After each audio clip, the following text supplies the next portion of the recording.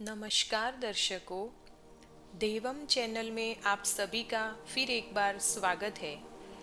आज हम सुनेंगे रमा एकादशी व्रत कथा। तो आइए कथा सुनते हैं।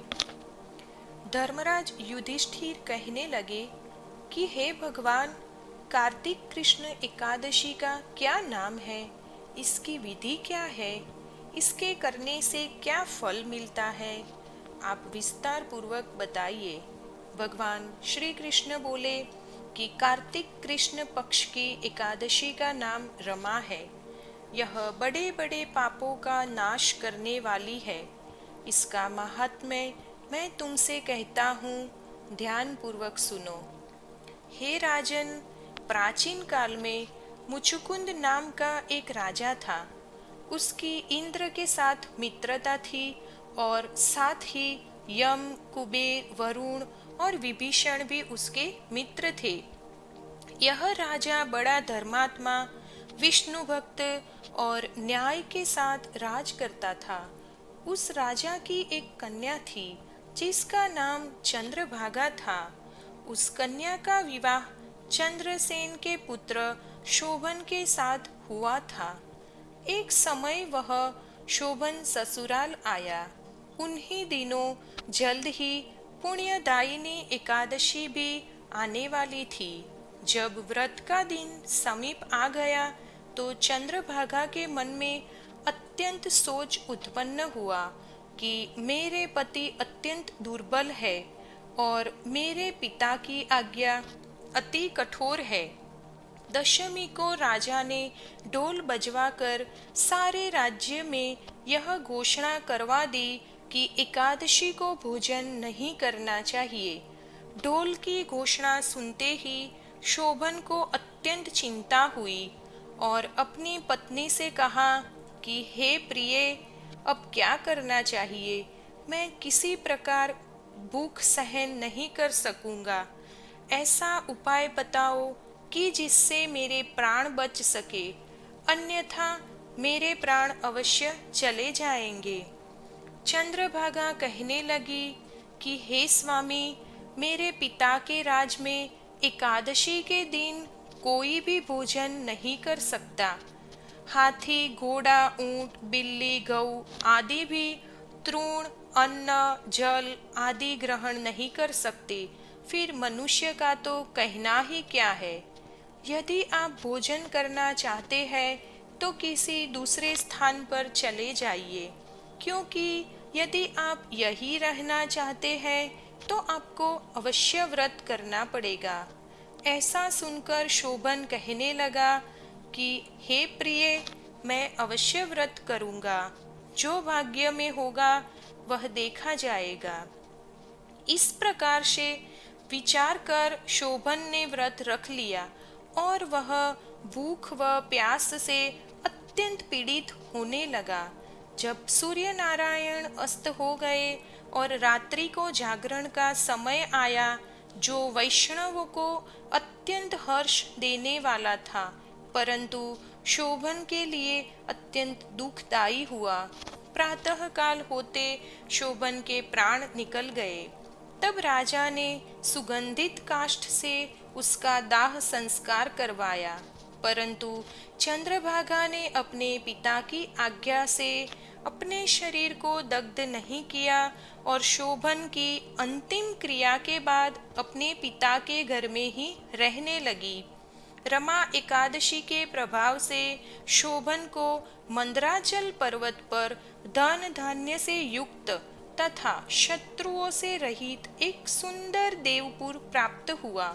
वह अत्यंत सुंदर रत्न और वैदूर्य मणि जटित स्वर्ण के खंभों पर निर्मित अनेक प्रकार की स्फटिक मणियों से सुशोभित भवन में बहुमूल्य वस्त्राभूषणों तथा छत्र व चंवर से विभूषित गंधर्व और अप्सराओं से युक्त सिंहासन पर आरूढ़ ऐसा शोभायमान होता था, मानो दूसरा इंद्र विराजमान हो।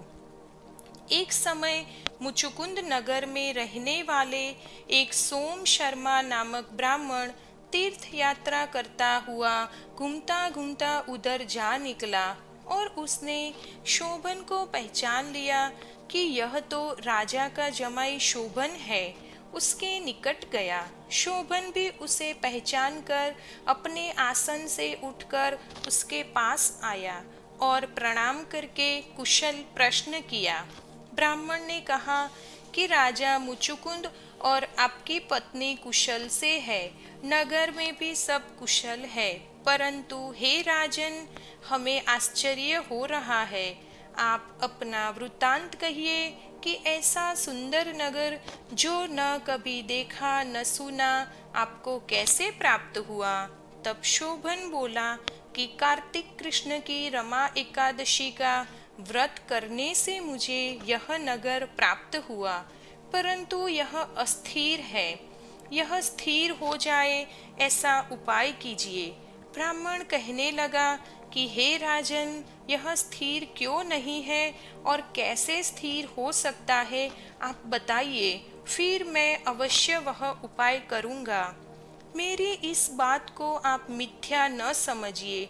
शोभन ने कहा कि मैंने इस व्रत को श्रद्धा रहित होकर किया है, अतः यह सब कुछ अस्थिर है।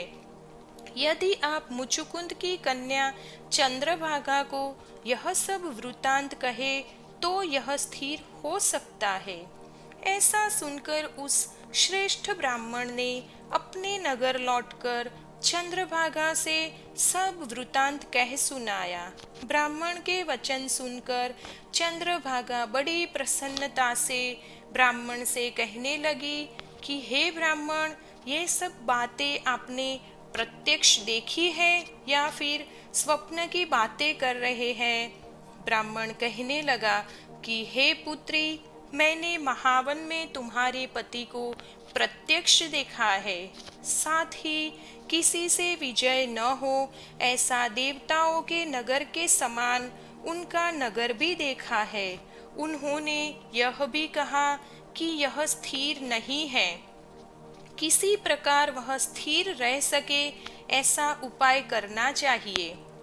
चंद्रभागा कहने लगी, हे विप्र, तुम मुझे वहां ले चलो। मुझे पतिदेव के दर्शन की तीव्र लालसा है। मैं अपने किए हुए पुण्य से उस नगर को स्थिर बना दूंगी। आप ऐसा कार्य कीजिए जिससे उनका हमारा संयोग हो, क्योंकि वियोगी को मिला देना महान पुण्य है। सोम शर्मा यह बात सुनकर चंद्रभागा को लेकर मंदराचल पर्वत के समीप वामदेव ऋषि के आश्रम पर गया। वामदेव जी ने सारी बात सुनकर वेद मंत्रों के उच्चारण से चंद्रभागा का अभिषेक कर दिया। तब ऋषि के मंत्र के प्रभाव और एकादशी के व्रत से चंद्रभागा का शरीर दिव्य हो गया और वह दिव्य गति को प्राप्त हुई। इसके बाद बड़ी प्रसन्नता के साथ अपने पति के निकट गई। अपनी प्रिय पत्नी को आते देखकर शोभन अति प्रसन्न हुआ और उसे बुलाकर अपनी बाई तरफ बिठा लिया। चंद्रभागा कहने लगी कि हे प्राणनाथ, आप मेरे पुण्य को ग्रहण कीजिए। अपने पिता के घर जब मैं 8 वर्ष की थी तब से विधि पूर्वक एकादशी के व्रत को श्रद्धा पूर्वक करती आ रही हूँ। इस पुण्य के प्रताप से आपका यह नगर स्थिर हो जाएगा तथा समस्त कर्मों से युक्त होकर प्रलय के अंत तक रहेगा। इस प्रकार चंद्रभागा दिव्य आभूषणों और वस्त्रों से सुसज्जित होकर अपने पति के साथ आनंद पूर्वक रहने लगी। हे राजन, यह मैंने रमा एकादशी का महात्म्य कहा है।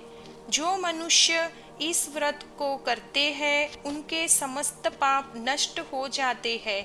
कृष्ण पक्ष और शुक्ल पक्ष दोनों की एकादशियां समान है, इनमें कोई भेदभाव नहीं है, दोनों समान फल देती है। जो मनुष्य इस महात्म्य को पढ़ते अथवा सुनते हैं वे समस्त पापों से छूटकर विष्णु लोक को प्राप्त होता है। धन्यवाद।